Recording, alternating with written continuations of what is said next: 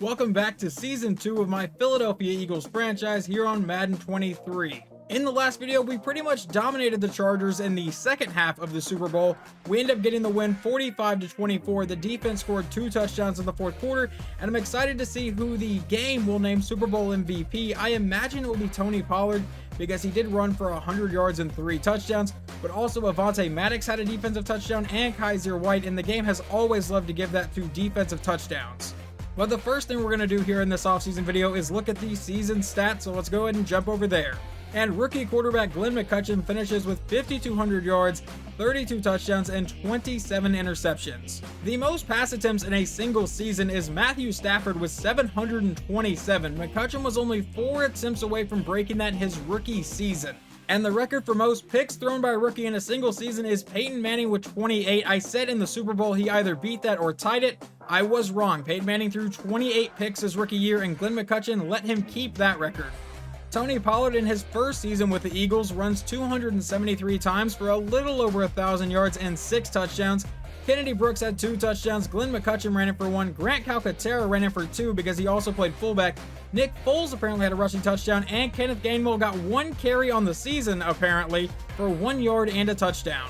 A.J. Brown had 108 catches, 1,400 yards, and 13 touchdowns on the year. He had one hell of a season. Devontae Smith, 85 catches, 1,100 yards, and 9 touchdowns. And then Quez Watkins with 91 receptions, a little over 1,000 yards, and only 2 touchdowns. He did not find the end zone a whole lot. I think he may have found the end zone more in the playoffs than the regular season. And Dallas Goedert, 77 catches, 835 yards, and 5 touchdowns. Tony Pollard caught a touchdown. DJ Chark caught 2 in his probably one and only season with the Eagles, and it doesn't look like anyone else caught any. Kaiser White in his second year with the Eagles leads our team in tackles with 125. In tackles for loss, that goes to Yannick Ngakoue with 28. In sacks, Josh Sweat got 18, Yannick Ngakoue got 16, Jordan Davis got 7, Fletcher Cox got 6, Hassan Reddick got 3.5, Jordan Phillips got 2, Nakobe Dean got 1, Thomas Daniels, the rookie, got half of 1. Do we know his depth rate yet? I guess I'll have to simulate a week to see what that is because it is still hidden. He never played enough downs. I even changed the auto subs around to try to get him more like games played or more downs played. It just never really worked out.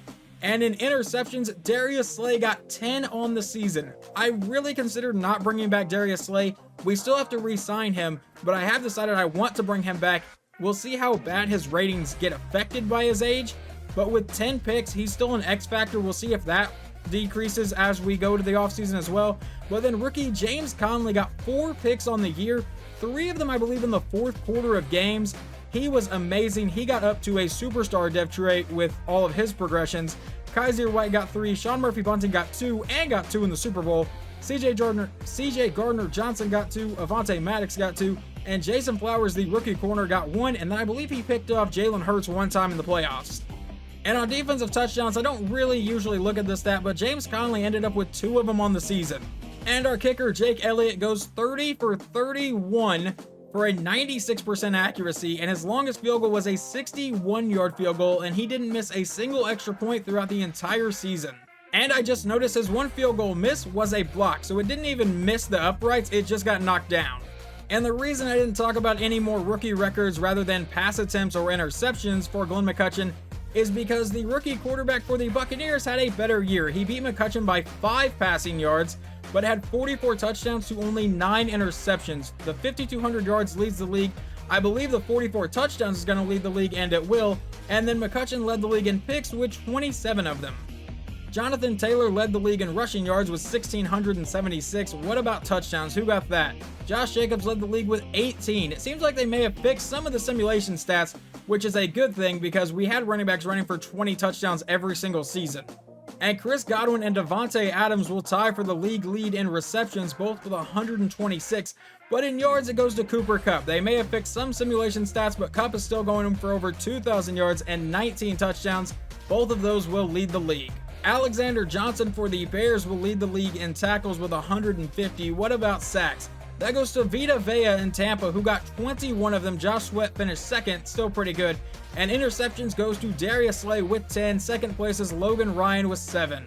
And for whatever reason, sorting by defensive touchdowns here, it doesn't show James Conley. I guess he's like not in the top stats, which is a little weird. but he definitely, we just saw he had 2. I don't know why he's not in the like league stats here. And not only was Jake Elliott the most accurate kicker out of anybody other than the guy who kicked 1 field goal, he also attempted the most and made the most, 30 for 31, like I said, and he also had the longest field goal on the season. And let's see what these team stats say. It says we are the 13th offense and the 1st defense, so we allow the least amount of yards in the league. And then here we can see the overall ranks down there at the bottom of the screen. We are the 18th ranked offense in points per game and the 5th ranked defense in points per game. The Chargers were apparently the #1 team in offensive points per game, but 29th on defense, and that definitely came back to bite them. Our offense did score, let's see if I can do this math right, 28 points, 31 points, something like that. The defense got 2 touchdowns, so even if you take away our 2 defensive touchdowns, we still beat them. And your league MVP is Joe Burrow for the Cincinnati Bengals as they go 11-6.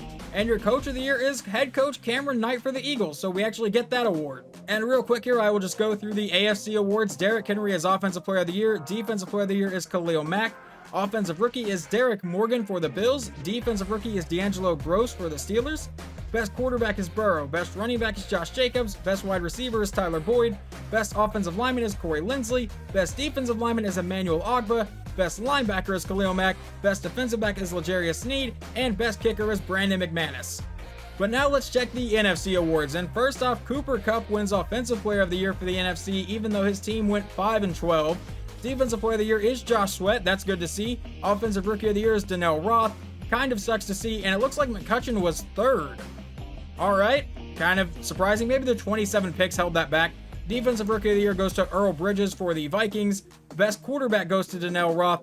And I don't even see our quarterback up here. McCutcheon doesn't even make the list. Jalen Hurts makes the list. We need to go back and actually look at his stats, and I will do that after the awards here. Best running back is Christian McCaffrey for the Panthers. Best wide receiver is Cooper Kupp. A.J. Brown finishes 3rd on that list. Did we have anyone else? Yes, Devontae Smith finished 9th. Best offensive lineman goes to Shaq Mason and Tristan Wirfs. Did we have anyone on that list? No, we did not. All right, what about best D-Lineman? That goes to Josh Sweat. Yannick Ngakoue also made that list. None of our other guys did, though, but we get 2 on that list and the winner. Best linebacker goes to Shaq Barrett for the Bucks, and I don't think any of our guys are going to make that list. And then best DB goes to Darius Slay. James Conley also makes the list. That's pretty impressive. A rookie makes number 4 on the best DB list. And best kicker should be pretty obvious, but it is Jake Elliott. And now looking at Jalen Hurts' stats, he goes for 4,100 yards, 40 touchdowns, and 11 interceptions. For us, he threw 21 picks the year we had him, which is the main reason I got rid of him. And then McCutcheon threw 27, but we also won the Super Bowl. Had Jalen Hurts won us the Super Bowl, I may have kept him, but he threw 3 pretty big picks in the Super Bowl, and it felt like it kind of cost us the game. And they actually give the Super Bowl MVP to Glenn McCutcheon. I would not have expected that. He threw 2 interceptions and no touchdowns. Pretty impressive if you ask me. Apparently, Coach of the Year went to Doug Peterson, though, not Cameron Knight. According to this list, it showed we won it, but I guess they decided to go back and give it to Doug Peterson. Cooper Kupp is still the Offensive Player of the Year. Josh Sweat still wins Defensive Player of the Year. Obviously, here it doesn't split them into 2 conferences. The Coach of the Year isn't split into 2 conferences, though, so I don't know why Doug Peterson got it instead of us here, but whatever. And there are a few upgrades before we get into the real offseason part of this, so let's upgrade Jordan Mailata to an 88 overall, a 91 with his boost, but I think all the boosts will go away at the start of the next season, so he gets +1 to pass block, 1 to pass block power, and 1 to run block power. The next one is free safety James Conley. We will upgrade him to a 75 overall, obviously in 78 with his boost, but he gets +3 to awareness, 2 to block shed, 3 to man coverage, and 2 to zone, and he goes down to a normal depth trait. Why? So he gets upgraded to a superstar depth trait and then goes back down to normal? Is there a reason? Let's see. Development trait increase plus superstar depth trait for some reason. It doesn't really give a reason why. But then development trait decreased and development trait decreased. I don't get the reason behind it taking away some of these depth traits. He was up to a superstar depth trait. Hell, he was a star at minimum, and it drops him from a superstar down to a normal. I really kind of want the explanation from EA. I don't know if I should just bump him back up to a star depth trait, because I feel like it's bullshit that he lost it, because he got 4 interceptions last year, and for a rookie free safety, I feel like that's pretty good. We also have center Cam Jurgens that may get replaced this offseason because he is not developing quite as fast as I would like, but he goes to a 75 overall and gets +1 to pass block finesse, 1 to run block, and 2 to run block finesse, and remains a normal depth trait. And I am fully prepared for it to do the same thing to AJ Brown it just did to James Conley. AJ was a star depth trait, got moved up to a superstar depth trait for the Super Bowl. But let's up his deep threat, see what he gets, and see if he gets decreased in ratings. He gets +1 to acceleration, 2 to awareness, 1 to catch in traffic, 1 to catching, 1 to juke, and 1 to medium route. And he is still a superstar depth trait, so thankfully it didn't take it away from him. And here is the third mock draft for this season. I'll be honest, Brad Lehman looks like he's going to be a very, very good quarterback. Had we not taken Glenn McCutcheon last year, it would be very tempting to take him this year. You can see here for the Saints at the very top, he has A deep accuracy, A short accuracy, A throw under pressure. He might be one of those generational talent guys that the developers talked about. I've seen a few of them in other franchises. But let's see where we are picking. We're going to be picking near the bottom here. We do have 2 first-round picks. We have pick 26, where it's expecting us to take a running back. Probably not going to happen. And we have pick 32, where it's expecting us to take a center. That honestly could happen. And as you can see here, we have 49.5 in cap space and 15 players ready to negotiate their contracts. So let's see exactly who is up for a contract and who is willing to come back to us. Right now, I'm going to scroll through and we will see who is up for a new contract and if I'm probably going to bring them back. I would love to bring back DARIUS Slay, but his re-sign interest is pretty low. Fletcher Cox is still an X factor, but we have Thomas Daniels as well, not Thomas Davis. I will need to go see what Thomas Daniels' dev trade is. I think he was supposed to be a superstar or an X factor from some of the stuff I saw throughout the year. Like at one point we got him an upgrade and he got a new ability slot, which kind of spoiled the fact that he was at least a superstar or an X factor. DJ Chark, probably not bringing him back. Derek Barnett may bring him back if he's cheap in free agency. Kayvon Wallace, probably not bringing him back. Jordan Phillips might bring him back. Davion Taylor, I'm not 100% sure yet. Jack Fox, our punter, probably going to try to bring him back in. Darius McGee wants a lot of money for an undrafted player that really never saw the field, but he is now a 71 overall, so I may have to look at bringing him in, or at least bringing him back. Drac Driscoll, a 71 overall scheme fit. Resign interest is kind of like medium. We'll see where that goes, but as of right now, might not be bringing him back. Donald Parham, probably not bringing him back. Denzel Caldwell was an undrafted free agent, might bring him back in. Isaiah Brown, same thing. Theo Brewster, same thing. And Nick Foles, I would love to bring him back just because I want him to retire as an Eagle. And obviously hasn't retired yet. And let's see, Darius Slay lost 1 to play rec, 1 to man coverage, 1 to zone, 2 to awareness, 1 to jumping, 2 more to awareness, 2 to press, 2 more to play rec, and 1 to injury. But his ratings are still really solid. 91 speed, 90 man coverage without his boost, 94 zone coverage without his boost, still a 92 play rec. I think we're going to try to bring him back.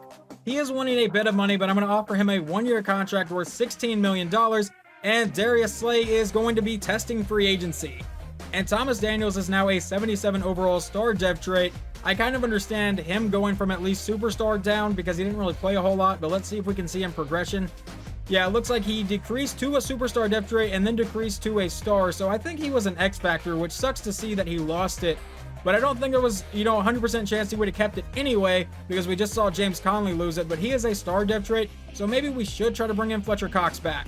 And let's see what Fletcher Cox lost. He lost 1 to tackle, 1 to awareness, 1 to pursuit, 1 to injury, another 1 to awareness, 3 to play rec, and 6 to tackle. All right, what are his ratings now? He's still got an 82 tackle, still 87 power move without his boost, still a 93 strength. He's only wanting like a $10.5 million contract. I think we're going to try to bring him in. So yeah, a 1-year contract worth $10.5 million, and he will be coming back to play for the Eagles 1 more season at least. We're not going to bring back DJ Chark. I think we're pretty deep at receiver. We don't really need to spend that money, so we're going to withdraw the offer from DJ Chark. I don't know if he will take it, but I'm going to lowball Darius McGee. I doubt he will take this. A 1-year contract worth $2.9 million, and he is going to be testing for agency. He just didn't see the field for us last year, and I like more what Juan Jeffrey offers with his 99 speed.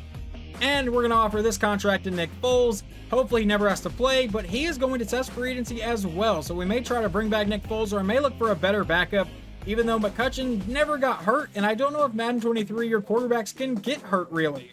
And then how about a 2-year offer to Jack Fox? Will he just take the neutral offer? Yes, he will. So he is coming back to the Eagles.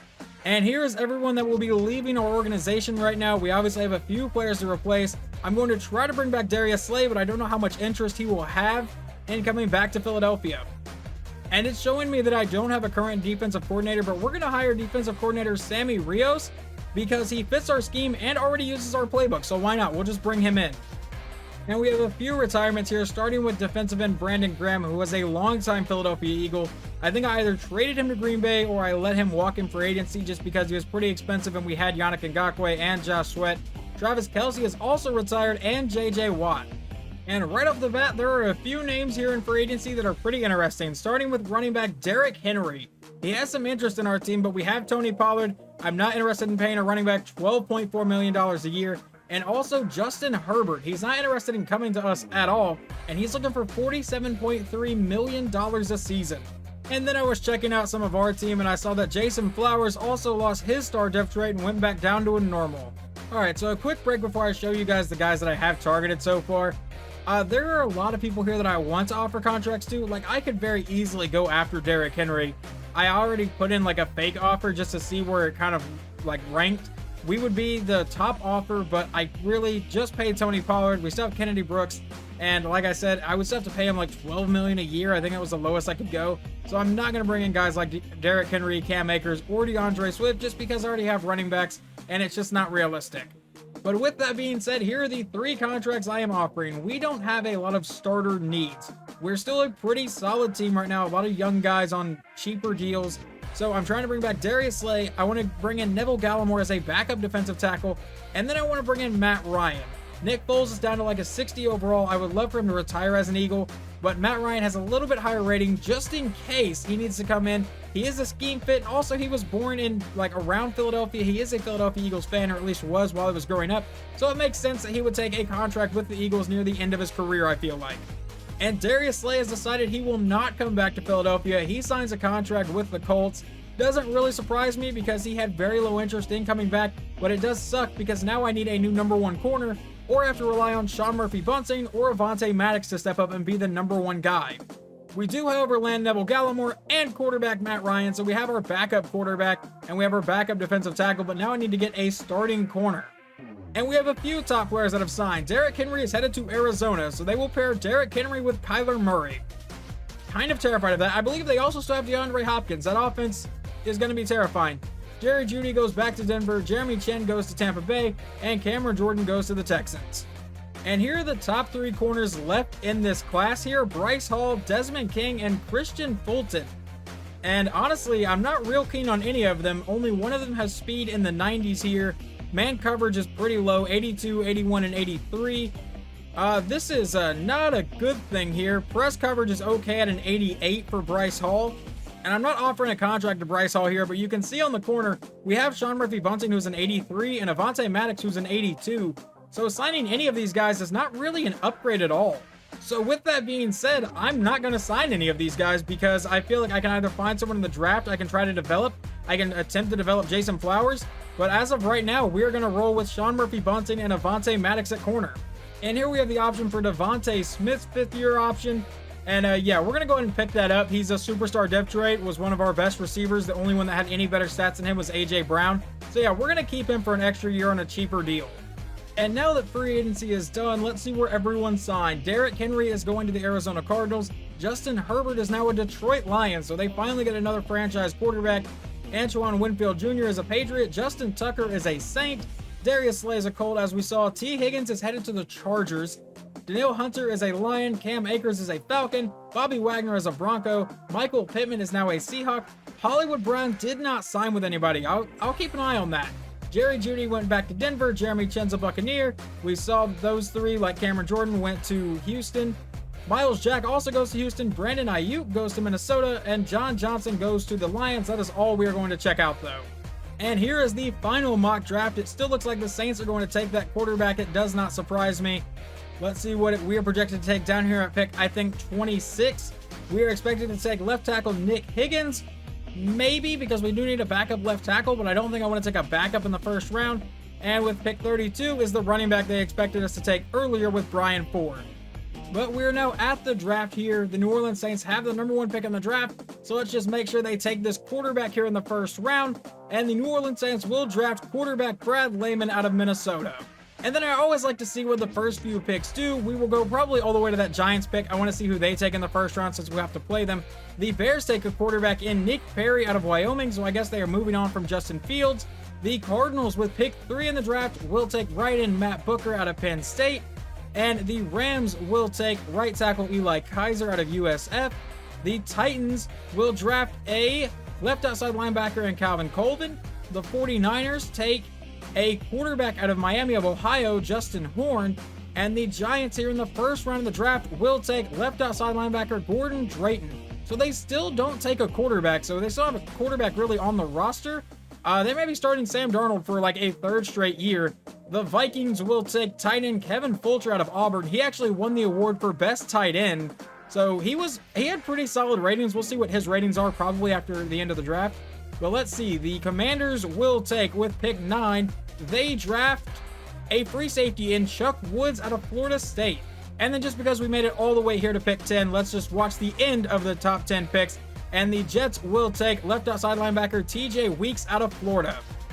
And with our first round pick here at pick 26, which is the Panthers pick, I'm looking at defensive back Earl Hayden. He is the fastest corner in this class. He ran a 4.38 and a 4.36. He has elite acceleration. His skills are A to B in awareness, A to B in block shedding, which I guess isn't super important for defensive backs, B in catching, B in press. Where's his man coverage? That is going to be a C, but his zone coverage is a B. So we're going to take defensive back Earl Hayden out of Buffalo here, and he will come in with a hidden depth trait and 94 speed. And before I make this pick, what I didn't know is I also have the first pick of the second round. I don't know where I got that completely, I'm not going to lie. I'll go double check though. That is the Saints pick. Now, I'll be completely honest. I don't know if I made that trade or if that's part of the trade in real life that the Saints made during the draft. But either way, we pick at 32 and 33. And then I need a backup left end, so I'm going to take left end David Fernandez out of USF. He does have F finesse move, but he's got A block shedding, A play rec, A tackle. He's not really a combine warrior here, but he has very good attributes. So we're going to take David Fernandez out of USF. And he will come in with a normal depth trait, but I still like most of his ratings. And then this is going to be a pick of purely being the best player on the board. Running back Brian Ford out of Oklahoma, A ball carrier vision, B break tackle. His awareness is a B to a D. He has, let's see, B trucking. We don't know a ton about him, but I think he could be a solid backup to Tony Pollard for a few years and then maybe take over the starting role. So Kennedy Brooks may find his way off the team or as a player that really doesn't get any touches, but we're going to take Brian Ford. He also has a normal depth trait, but he also did win the award for, I believe, best running back in the country. And then here at the end of the second round, I'm going to take another corner, Teron Fitzgerald out of Notre Dame. He is another fast corner, a 4.39 and a 4.36, and he has C man coverage, C play rec, D zone, which isn't great, but I think we're going to take him and see if we can develop him into anything, and he will also come in with a normal depth trait, so we're not getting many hidden depth traits today. And now here at the end of the third round, I know he has a day 3 projection, but we're pretty much to day 3 at this point anyway. I'm going to take center Theo McKinney out of Oregon. And let's see, he comes in also with a normal depth trait. Not really what I was hoping to see. And now here at the end of the fourth round, I'm going to take left guard Mark Overstreet out of Virginia Tech. We only have one left guard on the roster, so he will come in as a backup and a normal depth trait as well. So we've gotten one hidden depth trait this entire class. And now here at the end of the fifth round, I do not have a sixth round pick. I'm going to take left outside linebacker Seth Collins out of Boston College.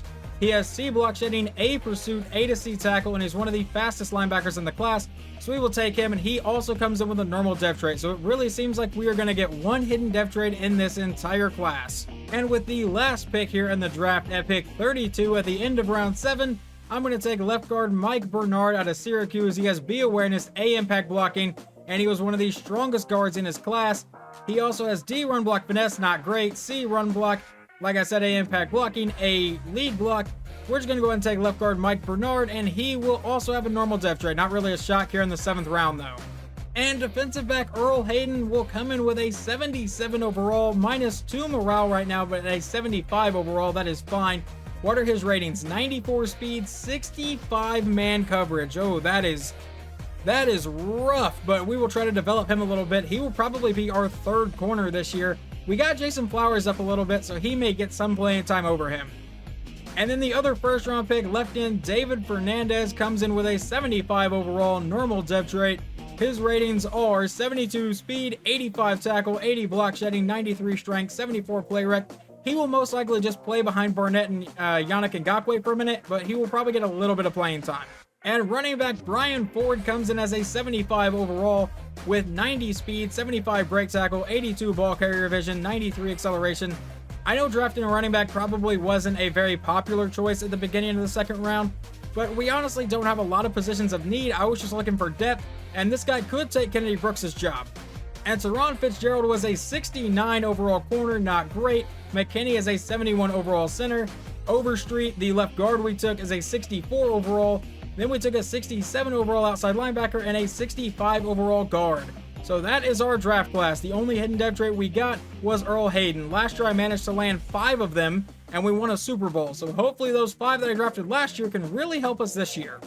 And let's start with the Cowboys here. They drafted a 73 overall defensive end in the first round. Let's see, does he have a hidden depth trait? He will. Adrian Everett will come in with a hidden depth trait for Dallas. And they also drafted a 73 overall defensive tackle. Does he come in with a hidden depth trait? He does as well. So they already landed more hidden depth traits than we did. But they did draft a 69 overall corner. Let's see if he has a hidden depth trait for Dallas. He does not. So that may not have been a great pick by the Cowboys. The Giants, with the 7th pick in the draft, took Gordon Drayton, a 71 overall outside linebacker, and he will come in with a normal depth trait. So the Giants may have drafted a bust, which works out for us, honestly. But they also took Deshaun Beecham in the 2nd round. I considered taking him. He had a draft story. He, I believe, missed the combine due to an injury, but he comes in as a 74 overall or a 72 overall base with a normal depth trait. And in their entire class, they did not take a quarterback. So we will go see who their quarterback is. Probably not in this video, but relatively soon. Alright, the Commanders drafted pretty well. In the first round, they got Chuck Woods, a free safety who was an 80 overall with a hidden depth trait. That is a problem. 87 speed, 84 zone. Where's his play rec at? I don't even see it. There it is. 77. Well, it has a boost right now, so it's usually 75. But they got an 80 overall player. That is actually incredibly nice for them. They also got Jermaine Wood, a 75 overall corner in the 2nd round.